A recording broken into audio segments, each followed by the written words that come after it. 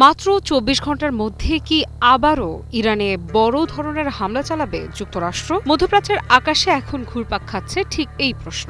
একদিকে মার্কিন president Donald ট্রাম্পের কঠোর হুঁশিয়ারি, অন্যদিকে ইরানের পাল্টা সতর্কবার্তা। সব মিলিয়ে পরিস্থিতি দ্রুত নতুন এক সংঘাতের দিকে এগোচ্ছে বলে মনে করছেন বিশ্লেষকেরা।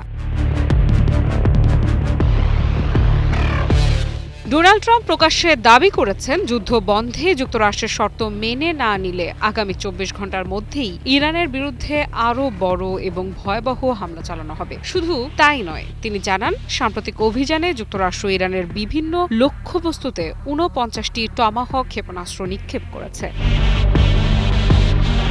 কিন্তু এখানেই শেষ নয়। ট্রাম্প আরও একটি বিস্ফোরক দাবি করেন। তার ভাষ্য অনুযায়ী ইরানের নেতারা সরাসরি তার সঙ্গে যোগাযোগ করে বোমা হামলা বন্ধ করার অনুরোধ জানিয়েছিলেন। ট্রাম্প বলেন, তিনি তাদের স্পষ্ট জানিয়ে দিয়েছেন ওয়াশিংটনের শর্ত না মানলে হামলা আরও বাড়বে।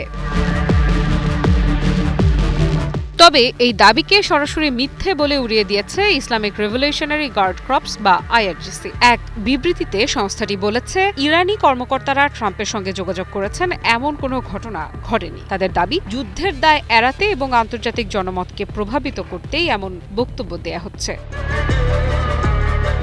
এর মধ্যেই নতুন করে উত্তেজনার কেন্দ্রবিন্দুতে চলে এসেছে বিশ্বের অন্যতম গুরুত্বপূর্ণ জলপথ হরমুজ প্রণালী। এই প্রণালী দিয়েই বিশ্বের বিপুল পরিমাণ তেল ও গ্যাস পরিবহন করা হয়। ফলে এখানে যে কোনো অস্থিরতা সরাসরি বৈশ্বিক অর্থনীতিতে প্রভাব ফেলতে পারে।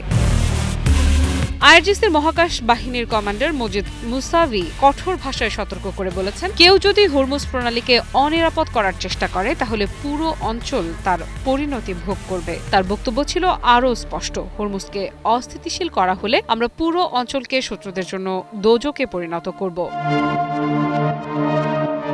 এই বক্তব্যের কিছুক্ষণ পরই আইআরজিসি দাবি করে হরমুজ প্রণালী দিয়ে সব ধরনের জাহাজ চলাচল বন্ধ করে দেওয়া হয়েছে। তাদের ভাষ্য অনুযায়ী নিরাপত্তা পরিস্থিতির অবনতির কারণে তেলবাহী ট্যাঙ্কার থেকে শুরু করে বাণিজ্যিক জাহাজ সবকিছুর চলাচল স্থগিত করা হয়েছে।